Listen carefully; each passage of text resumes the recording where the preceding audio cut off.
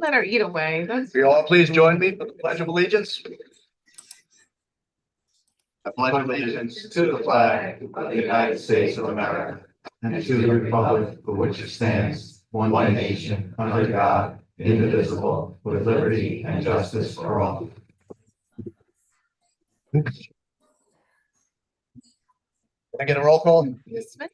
Here. Mr. Mutner. Here. Mr. Roper. Here. Mr. Esposito. Here. Supervisor Williams. Here.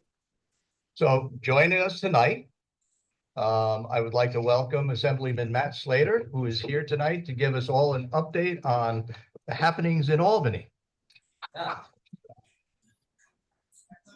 don't know if you really want to applaud like that, but that's good. That's all right. For you, not for Albany. Yeah, that's very, there you go. That's different. Well, good evening, everybody. Matt Slater, someone from the 94th District. Thank you so much, Supervisor, for allowing me to come. I was a town supervisor previously, and so understanding and hearing directly from our state representatives to be a conduit between what's happening in Albany and the impact that it may have here in our local communities, I think is really important. And so I enjoy coming around to the different town boards, just giving a quick update, letting you know what's going on and some of the discussions that we're having. I was joined actually in Albany this week by County Legislator Russo, so it's great to see you as well, Laura.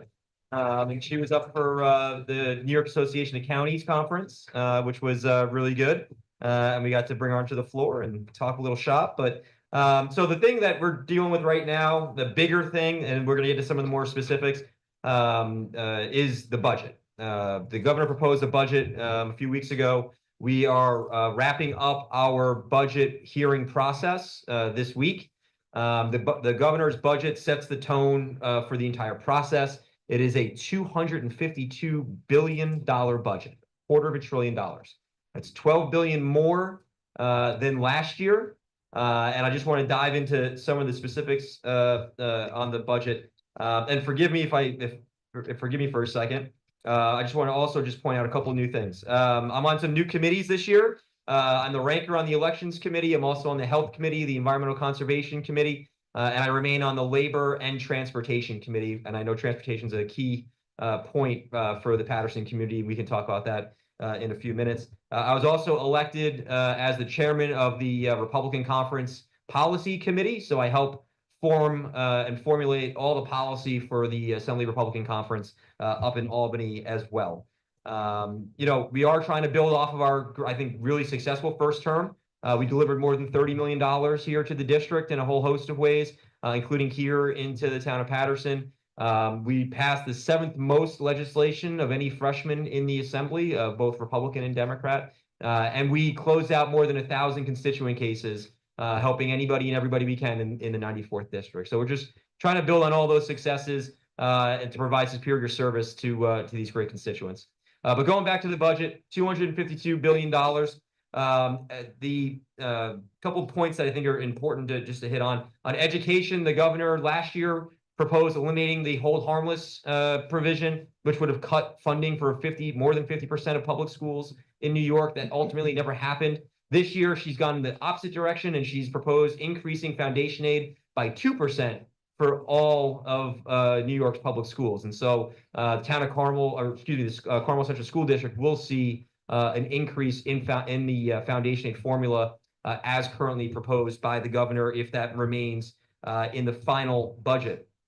Local government-wise, again, since we're here in Town Hall and having a background in local government, AIM remains stagnant in her proposal. It hasn't been increased in years at this point, unfortunately. But remaining stagnant sometimes is better than obviously a cut. But personally, I would like to see more dollars invested in the AIM program to help our municipalities, understanding the budget crunches that you're all under. So many different aspects of the economy, so many different aspects of our society, really playing a key role. I hear so much about insurance rates that are going through the roof for municipalities that are causing municipalities strain financially. And if we could get more in AIM, all that would obviously help in your budget decision-making process, but remains flat as currently proposed, not the final. The final is not due until March 31st at midnight, just as an aside. We haven't hit that deadline since I've been there, and in a few years before that. But that's when the fiscal year for the state ends, is March 31st at midnight. Transportation wise, I am on the transportation committee and I continue to request to be on the transportation committee because I recognize the importance of making sure we have a strong voice for the Hudson Valley. Because fact of the matter is this, when it comes to state roads and state bridges, Region 8, the Hudson Valley, according to the last conditions report released by New York, has the worst rated roads and bridges in all of New York. It is a fact. It's an undisputable, undeniable, data-driven fact. And no one can tell me why. No one can tell me why, because we have the most roads, we have the most bridges, we have among the highest, I think we're in the top 3 in ridership, yet we are ranked dead last in conditions and for state roads and state bridges. And obviously here in Patterson and all across Putnam County and the lower Hudson Valley, state roads are the main arteries to our communities. So making sure that we have a strong voice representing the Hudson Valley, I think is crucial. We did have Commissioner Dominguez before the Transportation Committee for the budget hearing, and I pressed her specifically on what are we doing to improve Hudson Valley roads. And I'll get to that in a second. CHIPS, which is what the local governments rely on to pave your local roads, not your state roads, your local roads. The governor proposed remaining flat at $598 million. Now that's flat for every town in New York State. Tomorrow, I'll be joined with highway officials and local officials. I believe, Supervisor, I'm hoping you're going to be able to make it. We're going to be calling for, our conference is leading the charge on an increase in that allocation by $250 million, because we believe that's the right number. With what we continue to see in the impacts of inflation, the construction costs going through the roof, you can't continue to ask to do more with less. And so we think it's imperative that we see an increase in CHIPS funding in this year's state budget. And so while the governor has proposed $598 million, tomorrow we'll be calling for an extra $250 to be added to that number. And that's what we've worked on with our partners in the State Highway Association. Same with extreme winter recovery, Pave New York, all those remain flat in her current budget. So no increase there. I will give credit where credit's due. The governor, her signature piece in transportation was an $800 million proposal for DOT core capital projects. That's very important. And that would be honestly one of the largest expenditure increases that we see in the proposal by the governor. The DOT tells us that the core capital projects increase is desperately needed. Last year, we asked for $400 million. It never made it into the final budget. And so now that need has doubled. And so at least she's acknowledging that with an $800 million proposal in this year's budget. My only concern with it, and I pressed Commissioner Dominguez in the public hearing, I don't want to see those dollars being tied up in signature projects that you don't break ground on for 5 years, because we need help now. And I pressed the commissioner on this. If you're telling me that you need an extra $800 million and you're asking me to vote for $800 million more, then you have to assure me that the Hudson Valley is going to see its fair share of money. Unfortunately, the commissioner is a bit of a politician, and she was able to wiggle out of that a little bit. But needless to say, the pressure remains on to make sure that we get our fair share.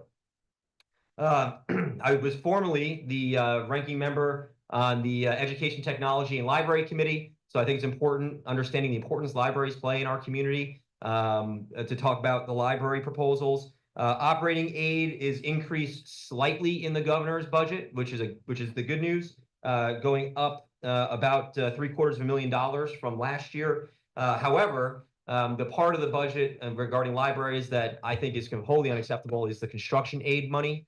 Construction aid proposal by the governor decreases the number by $10 million to $34 million in total. Here's the thing. We had a budget hearing on this last year, and according to the state's library association, the state needs $1 billion to meet today's needs for our libraries, to help them modernize and meet today's needs. $1 billion, and we're only allocating $34 million. So we're completely missing the mark when it comes to construction aid for our libraries. And I know that's something that our local librarians have been talking to me about and raising with me as well. And we're hoping to fix that as well as we near the final product. I'm going to just stop there and see if you have any questions. And I want to get into utilities, which I know is a big issue these days here in the Hudson Valley. So any questions that you may have, Supervisor? It is a big issue. And I'm sorry to hear you say flat so many times tonight, Matt. I know you're doing the best you can do in an untenable environment in Albany. It's just unbelievable, but the cost that Albany keeps sending our way. Yep.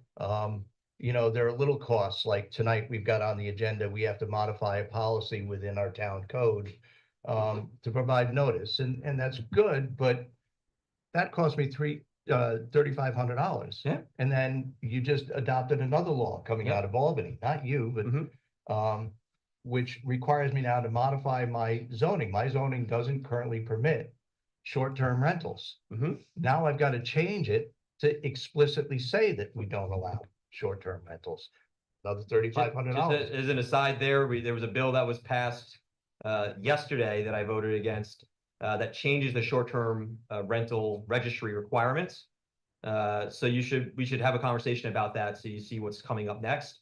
Okay. But it's a proposal that moves it from a statewide registry through the local code to a county-based registry. And so the county now, all the counties of New York are being asked to, it's essentially a mandate, which is why I voted no on it. But the counties would be taking over that registry in a sense. So there's an unfunded mandate for the Another, county. it's an unfunded mandate for the counties, which is why I voted no. So, Sure. but to that point, so you should just know that, you know, that change, it has been approved, at least in the assembly. And I believe in the Senate as well, as a Okay. chapter amendment. But then we get big ticket items like the MS4 program, which You and I have we've talked about it a estimated- million times. Yep. Yeah, you and I always talk about that. Yep. Potentially is going to cost the town $250,000 a year. Yep. And on top of that, I'm constantly getting hit with shrinking revenues. Yep. You know, we try to grow our town, we try to grow our assessed value of the town. Every year, not-for-profits are coming into my community and taking things off the tax Yep, roll. off the tax rolls, I know. You know, 2 years ago, we lost a little over $5 million. Last year was 4 million. This year I'm slated to lose about 15 million off the tax rolls from not-for-profits, you know, filing so Yeah. that they don't have to pay tax. Right. That hurts everybody. That hurts all my tax. Of course, of course. And, you know, we've been looking at alternate means of trying to fund our operations other than, you know, just property taxes, because our property owners can't take it anymore. Right. In that vein, I was at the county legislature a couple of weeks ago, talking about sales tax. Sharing the revenue for and sales tax. perhaps doing some sharing of sales tax. Mhm. I'm gonna kind of blindside you tonight, because I've got on my agenda tonight a home rule request Oh, okay. that I'm going to hope that you support. We don't have a hotel in the town of Patterson, Mhm. but there's a potential we're gonna get one. Okay, so you We need can occupancy tax. remove some of the obstacles. Mhm.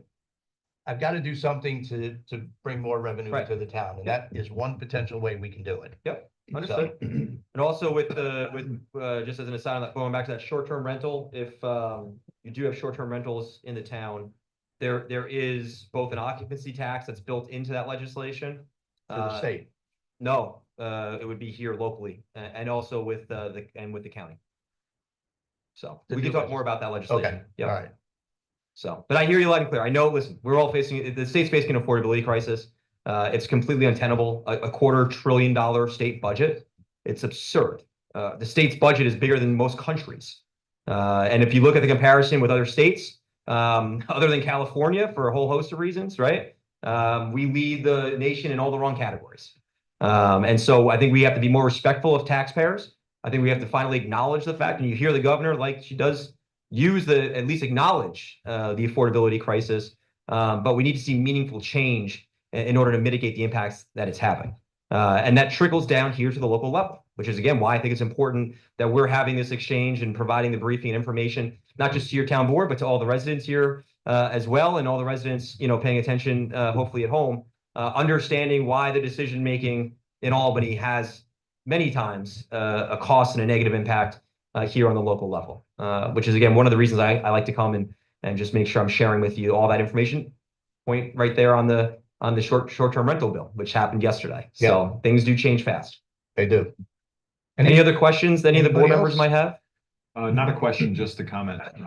Matt, I want to thank you for continuing to be a staunch advocate for lakes with Yeah. the algal problems that we've been experiencing. Yep. I've seen many posts that you've done, and I've seen your words up in Albany, and it makes a difference. I think it's important that you continue to push for that funding. As you know, right here in Yep. Patterson and Putnam Lake, we Yep. have some issues that we're looking to contend Putnam with. Lake, right? And I know yeah. it. I know it. And I just want to thank you for that. I know that you understand the issue, and I know that you're part of the solution. So thank you for that. Yeah, absolutely. Listen, the harmful algal bloom issue, you know, Rich knows, supervisor knows that I've been talking about this since I ran for supervisor. Sure. And when I'm on the Environmental Conservation Committee, and the DEC commissioner was before us for the budget hearing, and I went right after him on what we're doing about HABs, because you can't just hope the problem goes away.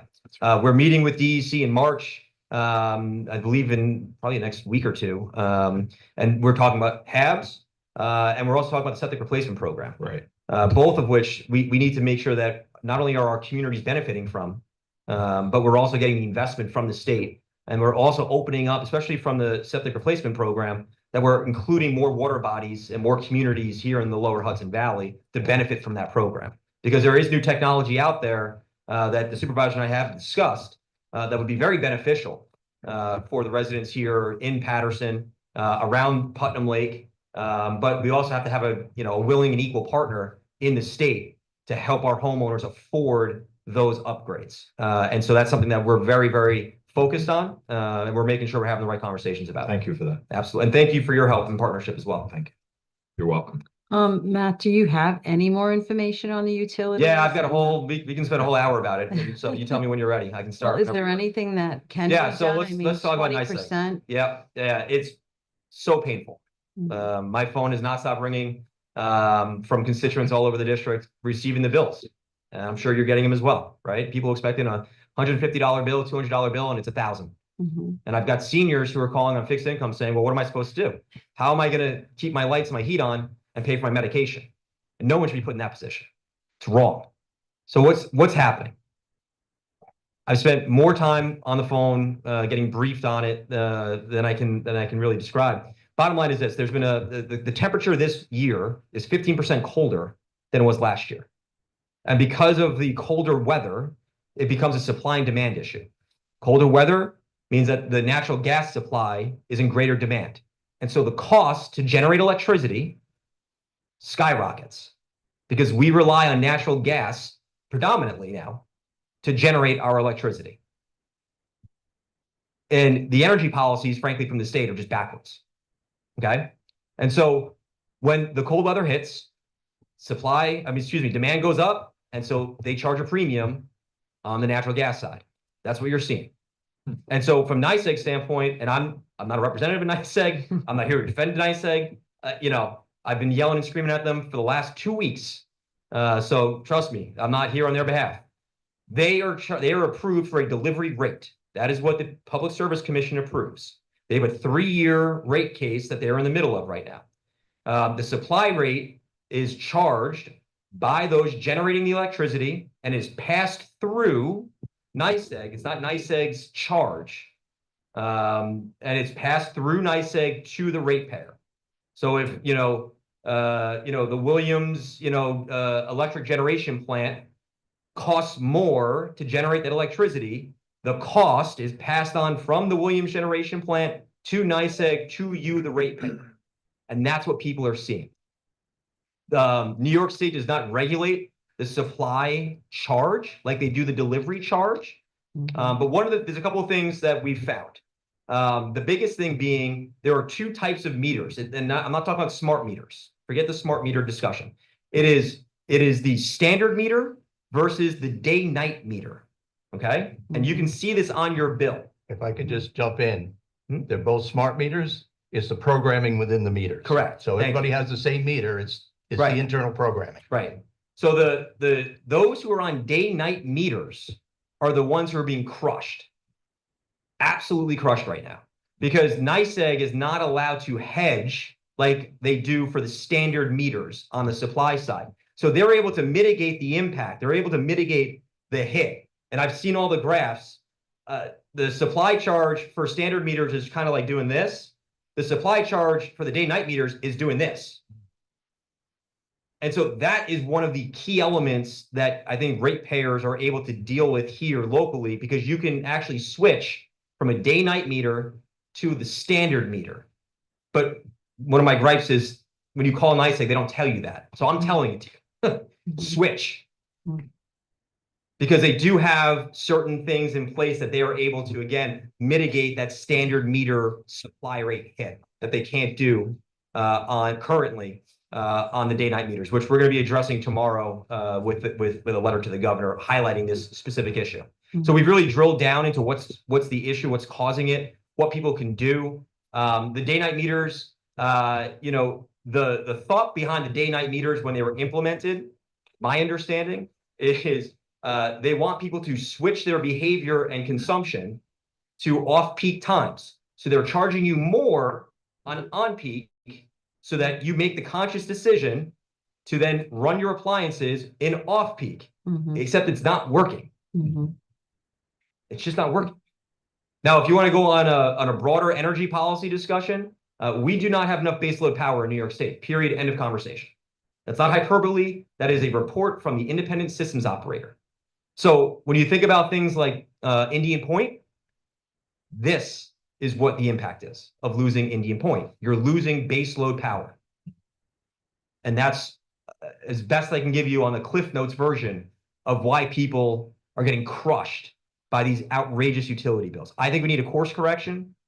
We need to generate more baseload power desperately. The governor in her budget proposed doing some new micro-nuclear sites upstate. That's a step in the right direction.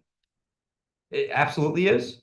But those types of projects are not going to happen quickly.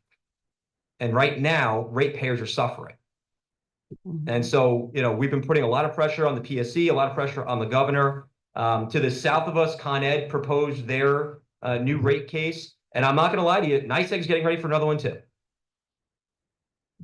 There's another rate increase that kicks in May, and then they're going back to the PSC for another 3-year rate case after that. So we have a serious problem. And I've been talking about, you know, in my circles, I've been trying to say, hey, the one issue no one's talking about in this state that has a dramatic impact is the energy policies. Because if you can't power the state without bankrupting everyone, I don't know what we're doing. And there's just seems to be no real acknowledgement yet until Con Ed, which is mostly in New York City and Southern Westchester, is now trying to jack up the rates by, I think, by 12%, gas and electric. So now it's a problem because it's impacting the right people, quite frankly. So there's got to be a course correction. But in the meantime, I would encourage people to look at those day-night meters. I'll also tell you, Kira, what was the date? March 13th. We have 2 pop-up events that we were able to get NICEAG to agree to. So there will be customer service representatives from NICEAG that you can meet with in person. And that's March 13th in Carmel Town Hall from 1 to 3 and 5 to 7. So anyone can show up to the Carmel Town Hall on March 13th from 1 to 3, 5 to 7, bring your bill with you. And they will review your bill. They'll make sure there's no discrepancies, I have seen errors, not many, if at all. But they will review your bill. But then you can also there work with them to switch from day-night to standard. So again, March 13th, Carmel Town Hall. We chose Carmel Town Hall because it's the most central spot in the district, and my entire district are NICEAG customers. So we're trying to figure out the right place to put it. But Carmel Town Hall, March 13th, 1 to 3, 5 to 7. Bring your bills. So as the weather warms up, will the bill go down? Yeah, and you can see it. It's cyclical. You can absolutely see when the weather improves. However, Heat wave. there you go. In the summer, you see it once again bounce up because everyone's on the AC, right? And so that demand on the grid, it triggers that supply and demand issue again. So, and has the message gone to the governor about, what are we doing trying to force electric vehicles down our throats? Oh, please, don't even get me started. I mean, if you don't have enough power today to meet today's demand, how do you actually look at someone straight faced and say, but you should be all electric? We should have EV school buses. We should have all electric houses. It doesn't work yet. It Mhm, doesn't work. Maybe down the road, but not now. mhm, And it's shameful that people are being put in the positions they are. mhm. And that's what's happening. That's what's going on with the utility right now. That was good information. Thank Yes. you. So any other questions? I hope I was able to explain it. It is very technical. No, but I do want to thank you for organizing that meeting with NICEAG and all the supervisors. So we Yes, did I have a- forgot to mention that. And a also the better supervisor understanding. signed a letter that we sent to the governor with every supervisor from the 94th Assembly District saying these exact things. Mhm. Basically, it's not working. We're getting crushed. What are you doing? We need action. Mhm. And yes, Supervisor Williams' name is on that letter. So thank you for signing that. My pleasure. Any other questions that I might be able to answer? I can talk prisons too, because we have. Stay away from the prison. Okay, I don't want to take any more of your time, but thank you so much as always for being great hosts and great partners for the community. And please know if there's anything that anyone needs, just reach out. And we are very proud of the customer service and constituent services that we provide to the people in 94th District. And I look forward to seeing your home rule. You will. Mhm. Shortly. I hope. Thanks, everybody. Appreciate Thank it. you. Thank you.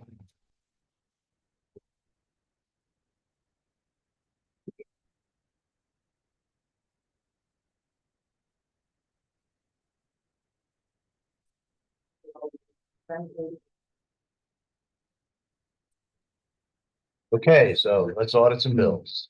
Sure, I'd like to approve abstract number 3 dated February 14th, 2025 in the amount of $1,572,109.90. So moved. Second. All in favor? Aye. Budget Budget adjustment. transfer? Yes, we have one. We have, budget adjustment request number 3. Budget adjustment. Sorry, Mary, take that microphone closer. Oh, I'm sorry. Okay. Is it on? I don't think it's on. Oh, there it goes. Okay. I think it was had a little short. Okay. You got the, audit of the bills? Is that okay? Yes? Yeah. Yes. Okay. All right. This, budget adjustment is necessary to carry forward year-end 2024 highway machinery capital budget balances for the 2 plow trucks on order. They were not received in 2024 and only one has been received to date.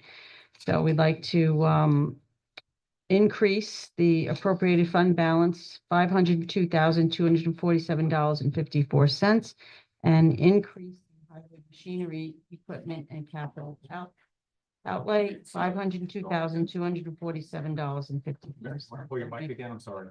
There's something wrong with that. It's in my mouth. Okay, so I'd like to make a motion to approve budget adjustment request number 3 dated February 26th, 2025. So moved. Second. Aye.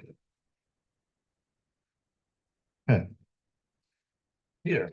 So we have a proposal that I would like to make a motion that we accept the proposal for Playground Medic to do the required inspection of Veterans Memorial Park at 65 Maple Avenue, Patterson, New York, in the amount of $1,000. So moved. Second. All in favor? Aye. Any opposed? The next thing on my agenda is, prior to this meeting at 6:15, we interviewed Juan Kambisaka. He said I pronounced it correctly in the meeting, Yes, but you now did. I'm struggling. I'd like to make a motion to adopt a resolution to appoint Juan as a member of the Veterans Memorial Park Board. He will be finishing a 7-year term that is an open seat, and that will go until December 31st of 2026. So moved. Second. All in favor? Aye. Sean. The next item we have relates to our annual contract that we use with Brook Farm Veterinary Center to accept unclaimed dogs captured by the Patterson Dog Control Officer. And it sets a fee that is associated with this service that includes an exam fee for strays dropped off at the vet center. The exam fee is $48. So without objection, I'll ask that this resolution for renewal of the agreement with Brook Farm Veterinary Center be entered into the record as though read. So moved. Second. All in favor? Aye. I'm sorry. It's okay. I was reading it while And the next item relates to a conversation that we just had with our assemblyman. It's a resolution in support of New York State Assembly Bill A 01270 to amend the Public Services Law subsection 44-A and 44-B requiring public utilities to notify customers of rate increases exceeding 40%. Obviously, with the discussion we just heard, any opportunity for the public to be well informed of these happenings, certainly we are in support of. So again, without objection, I will ask that this resolution be entered into the record as though read. So moved. Second. All in favor? Aye. Next item, do we have anyone here from Ridge Ranch Farm? Good evening. My name is George Calcanini. I'm the attorney for Ridge Ranch. Good evening, sir. Good evening. I've represented them on a number of things. Basically, there seems to be a very high level of hostility to farms in this town and in the county. We're currently, as you know, pending Article 78 proceeding against the county because of the denial of the farm into the Putnam County Agricultural District. It would seem that there's some retaliation going on against the farm with respect to the access to their records.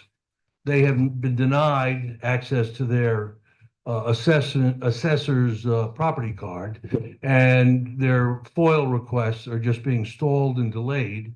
And this really runs very contrary to the heart of our policy in the state of transparency and access to open records. And it's through that mechanism that local citizens can have their input into the government and detect if there's improper things going on. And in this particular instance, they're being charged real estate taxes for a non-existent barn. And they've been denied their property assessment card, which lists should list each individual building on the property and how much of the tax bill is attributable to that structure improvement as opposed to the land itself. Now, these records in almost every town that I'm aware of, when you want to see your property card, you just walk into the assessor's office and announce yourself and say, I'd like to see my property card. And the answer routinely is, yeah, they're right over here. Step this way. And if you want to make a photocopy of it, I'm going to charge you 25 cents or whatever the rate is. That's not going on here. They're getting stalled and delayed and being denied the access to this. And that has to stop. My clients don't want, my client, Ridge Ranch, Dr. Hanovich and his wife, don't want to have to file any litigation over this. But if they're continually stymied and delayed and disregarded, quite frankly, you're going to leave them with no alternative. The town doesn't want the fees to defend against an Article 78. They don't want to have the fees incurred to pay me to file an Article 78.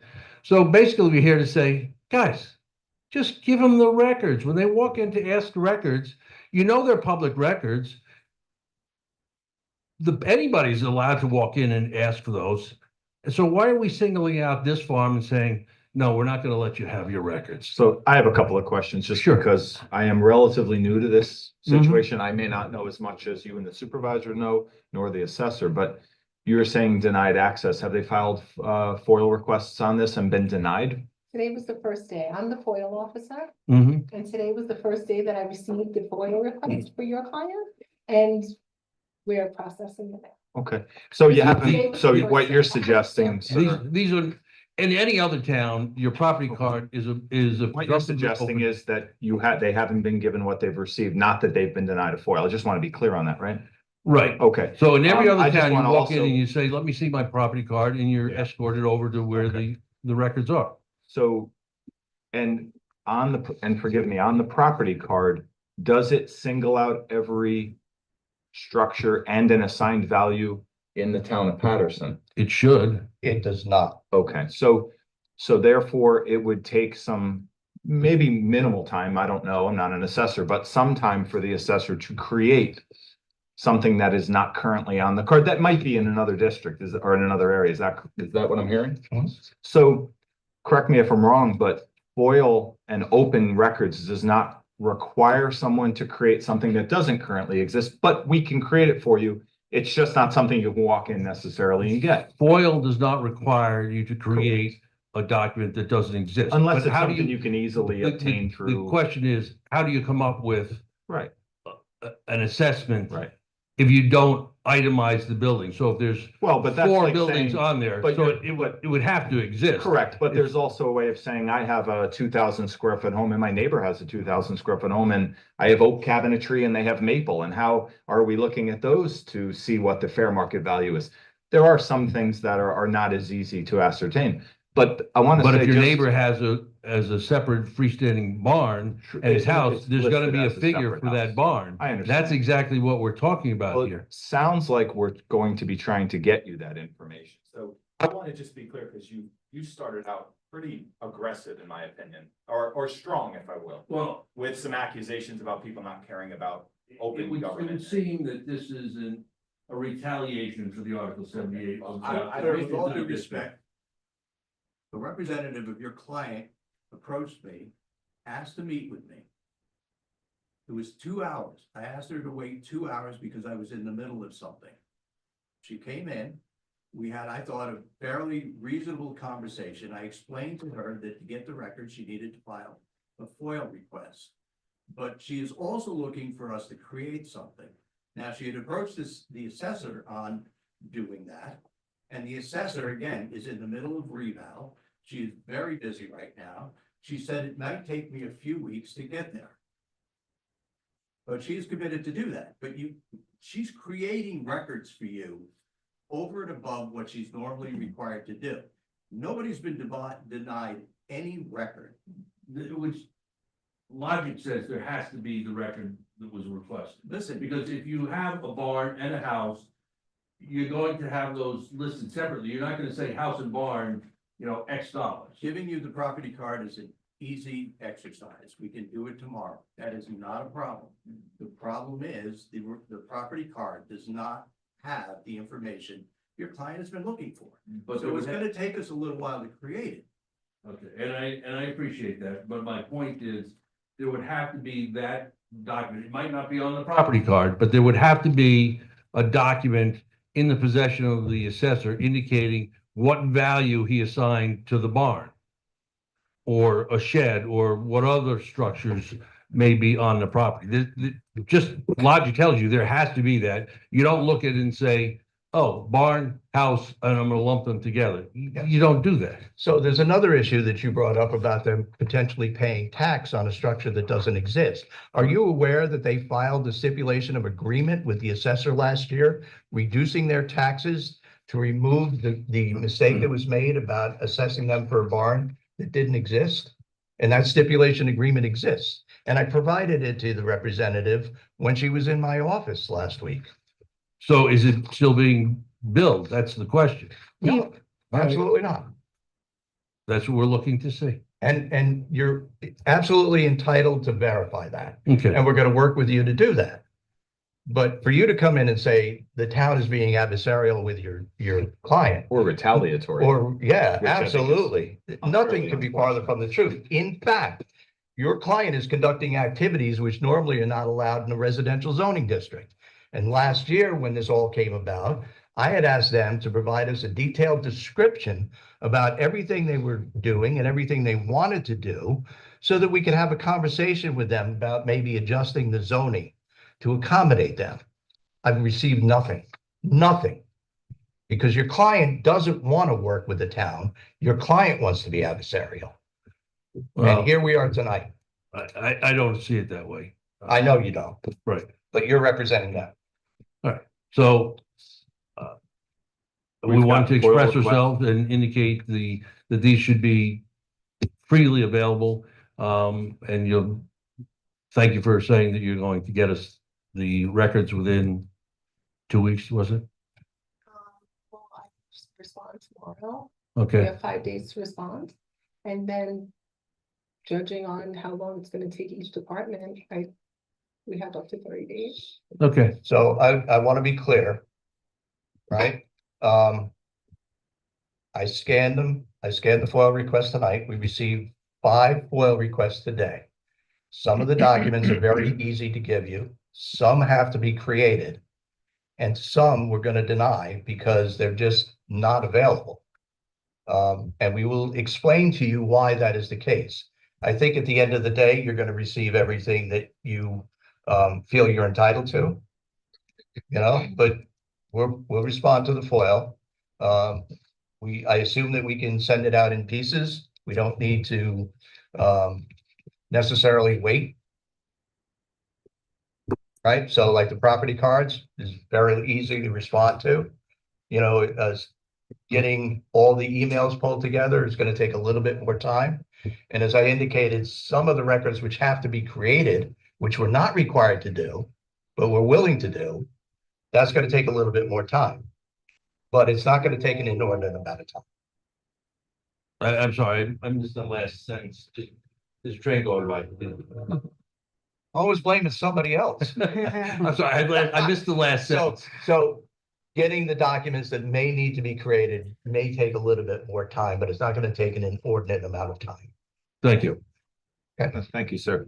Thank you. Go on record that I'm not trying to be adversarial. I emailed you the moment I moved into this county. This is Dr. Hanovich, Ridge Ranch. I just wanted to be on record that I'm not trying to be adversarial. I've emailed you since the moment I've moved into this property. I've shook your own hand when you were running again in my driveway on my property and got you 8 more votes because that's how much I believed in this leadership of yours in this town and how much I believed in being open. Like you were at my house, I shook your hand on my property. And then we go through all this and you're saying that I'm being adversarial. I'm not being adversarial in the slightest. When we get the letter that we got considering the FOIL requests and the access to records, when we get 5 FOIL requests the way we did tonight, those are clearly adversarial actions. And that's okay. We're going to deal with it. And there's not going to be any retaliation because you're asking for records. But I would have to characterize your actions as of the past week as somewhat adversarial with the town. Well, they come also when I had the town at my property to go over my taxes of why the property went up the way it did. And then instead of correcting that day when it was noticed by the town or had to have been noticed, instead I get another building CO for a building that should have been dealt with 2 years ago when I actually applied for that. And I was never notified that there was a problem there. And that's where I get to this point where I want to know why my property went up 61% when I built one building that would have equated to 20-something, 30-something%. So we are talking about last year and what happened last year, are we not? Correct. Okay, so last year, there was an error made because there was an assumption that there were 2 buildings going up, because 2 building permits had been pulled. And there was a miscommunication between the assessor and the building department. And our assessor went out onto your property and she reviewed your house and she reviewed the buildings. And you entered into a stipulation of agreement about the reduction in the assessment. Do you recall that? I recall that never being notified that the reason that they were agreeing to a number that was suggested to me was because the building that I'm getting taxed on for the past year was a building that I never built. But we did take it off. We'll talk about that later, because When you get the that's documents. your we'll- opinion, but that was never discussed with me. I discovered on my own that there was a building that I had a CO for that I never built. I'm not denying there wasn't an error I'm made. just bringing light to why it may feel adversarial to come up and do these things, but if you were in my position, feeling the way I feel in a town that I love and I'm being pressured, that's why I'm acting the way I'm acting. Just bringing the human element to it. I'm not trying to be adversarial. Okay, I just, well, I'm maybe a going hardworking person forward, that we wants to be a part of this community. maybe going forward, we can find a better path to be on. Thank you, John. Thank you. Question, one more, how does something like that happen? How would you end up with a CO or something? You're going to have to, I don't have all the specific details, so you're gonna have to talk to the user in the building department. There was two building permits that were taken out, and he decided not to build the second building, but somehow the second building was treated as if it was built and completed. I don't know, I don't have a clue as to how that happened. So to be clear on this, I'm the person that he's speaking of who went and met with Rich. First, Ariel, Mrs. Hanovich emailed the assessor's office asking for a breakdown of structures and valuations, and she wanted a breakdown of building and structures to see maybe the CO wasn't anything, maybe it was just an error, it was never added to the tax rolls, right? But on the public access website, which shows it's listed as inventory improvements. And I was like, you guys don't have a 3,000 square foot barn. There's a permit that was taken out, but it's never built. Looking back, there's two COs. Now, the second CO should have been the one first issued, the only real barn, was issued the day after the assessor went out. Nobody looks at permit numbers. You get somebody from a town and you think, okay, right? And so first I went to she emailed, then she clarified, she emailed again, no answer from the assessor's office. Not we're busy, not anything, just no answer. So that's when I went in. Spoke with the assessor. She didn't give me a timeline of 3 weeks. I said, is it gonna be, I know you're busy, valuations, is it 1 month, 3 months, 6 months, forever? That's exactly what I said. She said, couldn't tell you, I don't know. Very busy with valuations, and I get that. So then I went to the building inspector. I asked him, how does this happen? How does a CO happen for a building that's never built? Didn't know, it's gonna get back to me. Another week goes by, nothing. That's when I called Rich to see if maybe there's something, and you can show an assessment property breakdown. Maybe this all is a misunderstanding. If there is nothing to hide, why wouldn't you provide that? Because to George's point, there has to be something that shows how you come to the valuation for property. If you have a cumulative total, somebody has to have a piece of paper somewhere or something in the computer that says how that is broken down. And if it was taken off the roll, why do I have to FOIL that?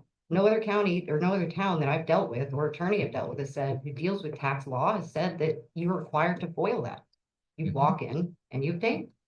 So I want to set the record straight. I wasn't given a timeline of 3 weeks. I emailed over the weekend saying I would rather not have to FOIL this because it's not something that needs to be FOILed. It's not something that falls within that. It's a document that exists that doesn't need to be created. I can't imagine how, and again, so I did FOIL it. I tried to say, hey, this makes no sense. No other town does it this way. The Putnam County Assessor's Office I called, they seemed surprised that a FOIL was requested. I did submit the FOIL, the mail sent it to White Plains and then back up. So that was, took a little bit of time. It is online, so next time you do. The one, it's assessment so much roll, easier. online, it didn't have enough words, characters. It was limited on what you could put in online. That's why I mailed it. Okay. But I just wanted to set the record straight on that because we tried emailing, asking questions, got nowhere. And then I did what I did because they have went through this, trying to do the nice thing, trying to be passive, trying to do the right thing without involving lawyers, without involving and escalating it. And they've been trampled on. I mean, for the past at least year, Putnam County, Patterson and everything. So I need to set the record straight with that. And hopefully that gives a little bit of light to it. I apologize. Maybe you said it, I didn't hear. What is your name? Cassandra. Oh, okay, Cassandra. You're one of, I saw your I'm the government one- legal. I work there with, I help them with communications and things like that. Gotcha. Okay. Thank you. Thank you.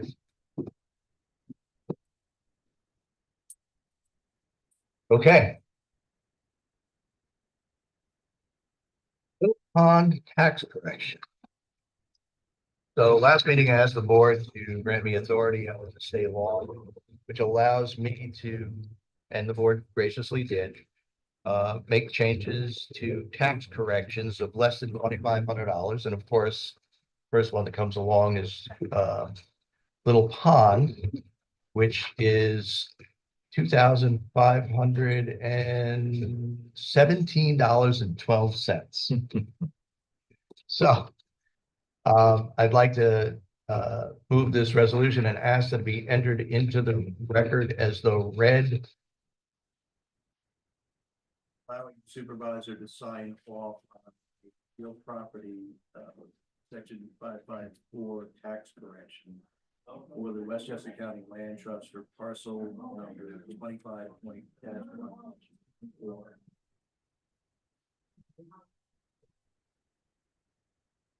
So moved.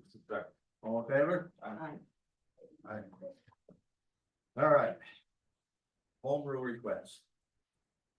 So as I alluded to earlier, I'm looking for other sources of revenue other than, having to go To the taxpayers to fund our operation because we are just getting hammered right and left by these unfunded mandates coming out of Albany, all the changes we have to do, the MS4 program, the lead survey, the lead pipe survey that we had to do last year, and it goes on and on and on.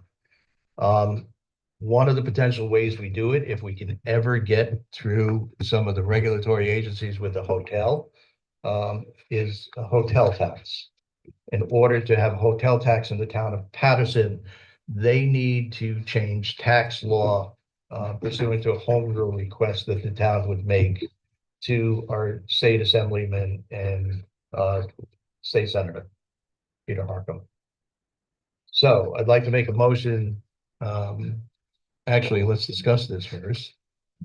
What I'm looking to do, and I've given you the proposed legislation that would go into the state law, which allows the town to charge 5% tax on hotel occupancy. Does anybody have any questions on that? The only question I have is, so we can do a home rule. The county and the state can still do their own thing, correct? Correct. Just allows, okay. Yep. Doesn't allow us to be precluded Right. from charging a tax. Right. Okay, no, that's it, thank you. Anyone else? I'd like to make a motion to authorize the town board to allow the town supervisor to submit a home rule request for a proposed hotel tax for the town of Patterson. So moved. Second. All in favor? Aye. All right, Dorset Hollow Water Extension, we have another change order for work that they are doing out there to extend the water line down Front Street to this building. It involves some modifications we needed to do to the stormwater management system out there. The change order will result in an increase of $2,854.27. So I would like to move this resolution and ask that it be entered into the record as though it was read. So moved. Second. All in favor? Aye. Anyone opposed? Mary? Yes, we have a lot of conference requests here. Very good. Like to see the employees going and getting educated. The first request we have is for the introduction to farm appraisal for Miss Amanda Tompkins, and she will be going to Clinton County in Plattsburgh, New York. So I'd like to make a motion to approve the conference request for Amanda Tompkins in the total net payment of $1,635. So moved. Second. All in favor? Aye. Second is Ms. Sue Brown will be attending the New York State Local Retirement System in the town of Poughkeepsie. This is a employer education seminar, which is probably come back with a lot of information. So this is in the amount of $36.18. I'd like to make a motion to approve Ms. Sue Brown for April 4th conference for the New York State and Local Retirement System. So moved. Second. All in favor? Aye. I am abstaining. Okay. Next, we have conference in Westchester Putnam County's user workshop for Miss Sarah Mays. I'd like to make a motion to approve this conference in the amount of $46.20. So moved. Second. All in favor? Aye. And lastly, Miss Caitlin Gallagher will be attending Laserfish training. Did I say that? Laserfish. Laserfish training. Okay, I have to ask what that is. In the amount of $46.20. So I'll make a motion to approve Caitlin Gallagher to attend this training. So moved. Second. All in favor? Aye. So Mary, Laserfish is a document imaging system that we use to scan records in. Oh, okay, Creates a database that is searchable, okay. and we've scanned pretty much all the on-site records for the planning board and probably 60-70% of the building department records. So I the one that's database. See that thing back there. right? big scanner. And Yeah. so we are now continuing that project by scanning in the big plans with a very big, expensive scanner that we got with the grant. Oh, nice. Yeah, so actually, we've been very successful about getting grants.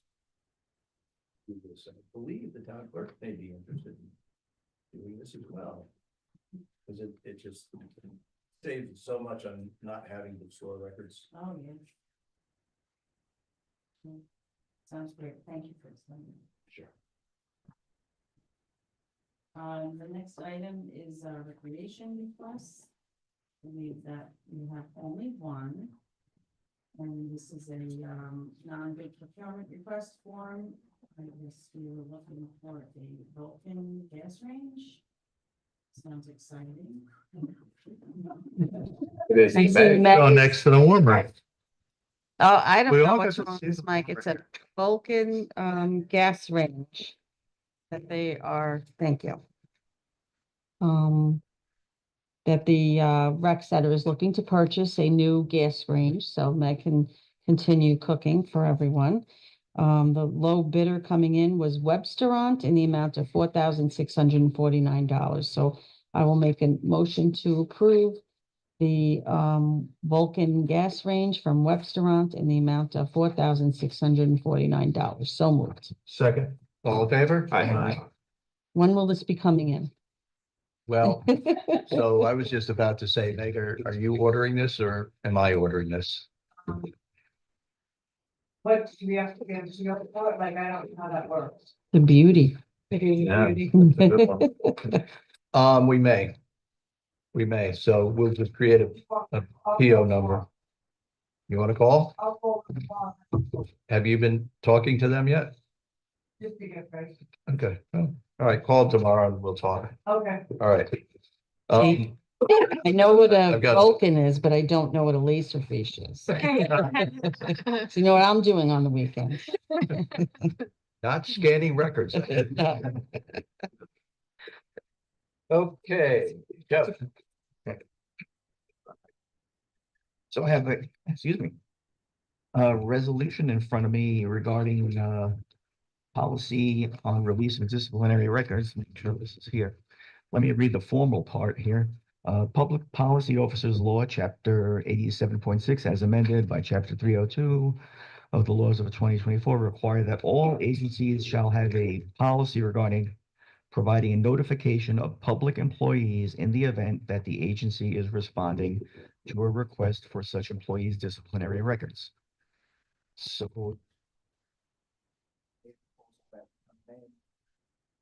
town code, section, what, 35.6, procedure for procuring documents, so that it would say that if any agency made a request for a prior or a it's yes, that the town clerk published an advertisement that will be in the public domain on March 7 p.m. That this resolution be entered into the record as read. So moved. Just the public hearing. Just the public- Yeah. No. So we're doing the resolution, which is introducing local law by law, And setting the public hearing. which providing for the public notice and hearing. Can I That's what just he said. comment before you finish that? Is it permissible to ask for that? I know that they'll be notifying the employee, but would they also give a copy of what they're asking for to the employee? Can you ask for that? So for Like a example, copy of the foil. a copy of what they're Of what's providing to being the person who's foiling it. Would the employee get a copy as well? Well, there shouldn't be anything in the file that the employee isn't aware of. But Right? we And- had in the policy Well, change has at a minimum identifying the records being released. Okay, well, I'm just saying, so this way the employee Yeah. Yeah, And yeah, the notification should at a minimum. verify that's exactly what was in my file that they're sharing and not.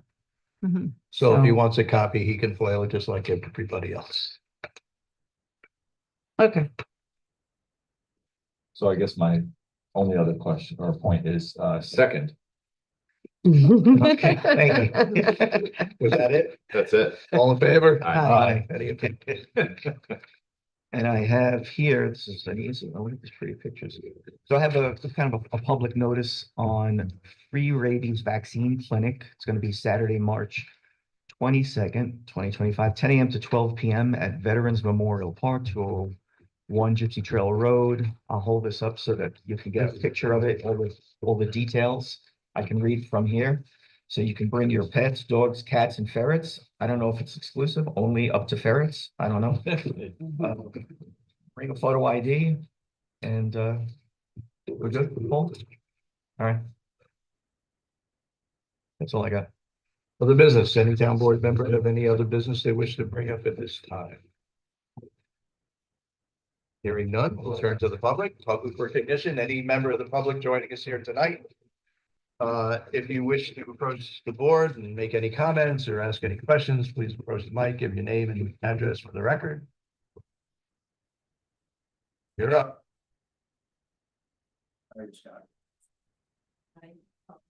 Evening, Scott Seaman, I'm Southeast, I'm actually here from the Booster Board of Ed. Just wanted to take this out on behalf of our students. We can also have a meeting, this later. We also should we did about the electric mandate on the buses. Not only we don't have the infrastructure, it's a couple things that we 2 or 3 times, it costs 2 to 3 times. Deals with how the code not even designed to hold these kind of.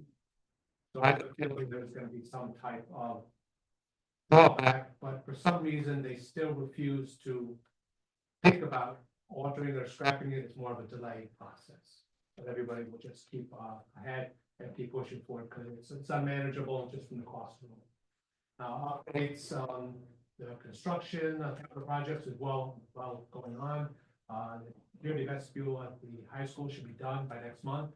And the bids have gone out for the cafeteria over at CD Star, which will be a combined cafeteria and auditorium. One item that school does not possess.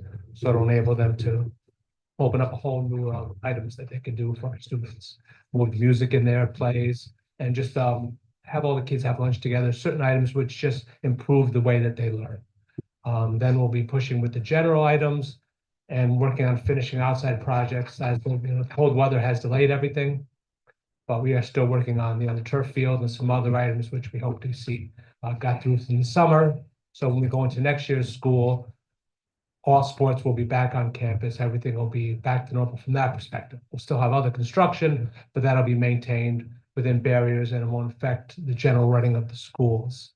We are into budget season. We had our, I think, second budget presentation last night. So that is all coming out. As I get more information, I will bring it to you. And if there's anything, of course, we can do, please let us know. And just thank you for letting us come and give you this information. Thank you. Thank you. Anyone else?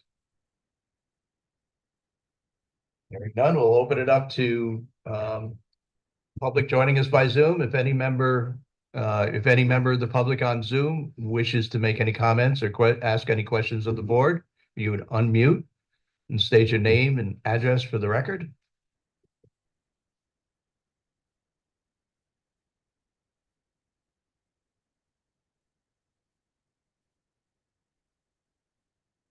Hearing none, I'll entertain a motion to adjourn. Paul, is there anything maybe you'd want to come up to the front here and announce to the general public about anything going on in your neck of the woods? Maybe next time. Maybe next time. Okay, fair enough. Motion to adjourn. Second. All in favor? Aye.